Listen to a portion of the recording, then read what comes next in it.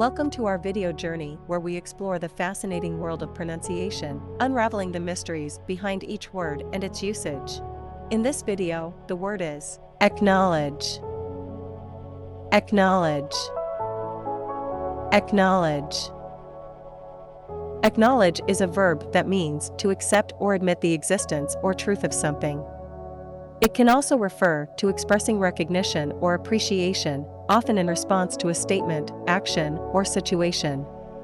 Here are some examples. Example number 1. He wanted to acknowledge his friend's support during his tough times. Why acknowledge is used in example number 1. Acknowledge is used to express gratitude and recognition of a friend's support. Example number 2. She decided to acknowledge her mistake and offer a sincere apology.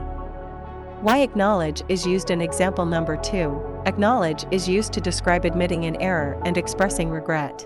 Stay tuned for more linguistic wonders and join us in unlocking the magic of language. Thanks for watching, and until next time, keep speaking, writing, and embracing the beauty of words.